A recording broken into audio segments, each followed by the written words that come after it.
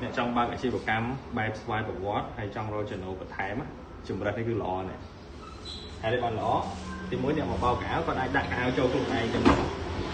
là cái áo châu cùng ai đặt xử lý cùng ai đi chân tới mặt bên chân tới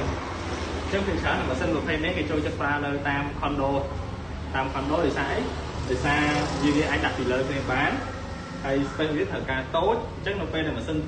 tiêm tao việc tốt cái này cùi từ lý chân thôi nè để con họ bóng còn trong một bảo cái đấy mà sân luôn sập bù sân luôn sập bù đấy ta scan van này scan của van đặt cạn của van luôn mà sân đô cạn thằng này mà này scan một đón sập bùនេះមកកញ្ចប់នេះ1000កញ្ចប់1000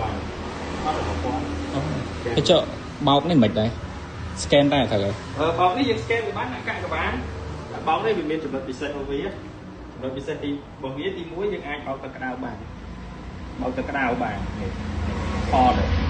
បើបោកទឹកក្តៅបោកទឹកធម្មតាបោកទឹកត្រជាក់បោកទឹកត្រជាក់6000អញ្ចឹងបោករាល់ការដាក់កៅអៅម្ដងហ្នឹងគឺអស់6000យកមកអត់គិតគីឡូទេអត់គិតគីឡូទេអញ្ចឹងកៅអៅយកមកណាយកមកដាក់មកថងមកដាក់ចូលមកអស់ទៅ6000ដែរអញ្ចឹងវាសំចៃបំផុតនេះបោកលឿននាទីបោករបស់វាថាមក36នាទីអញ្ចឹងគាត់មកដាក់កៅអៅចូលហើយអង្គុយចាំមកផ្លែតមកអូខេ maximum មកវា13គីឡូទៅ maximum និយាយស្តង់ដារវា13គីឡូអែមអញ្ចឹងបើសិនជាគាត់ទៅបោកនៅខាងក្រៅទី1គាត់ចំណាយពេលយ៉ាងហោចហ្នឹងក៏មួយថ្ងៃដែរ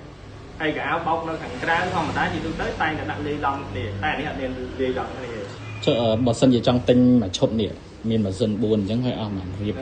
នេះខ្ញុំវាយទុំប្រហែលបើគិតទៅ4%មិនមែនបើគិតទៅ4%មិនមែនធម្មតាយើងប្រើតែម៉ាស៊ីននឹងមួយវាត្រូវមានម៉ាស៊ីនសាប៊ូដែរអម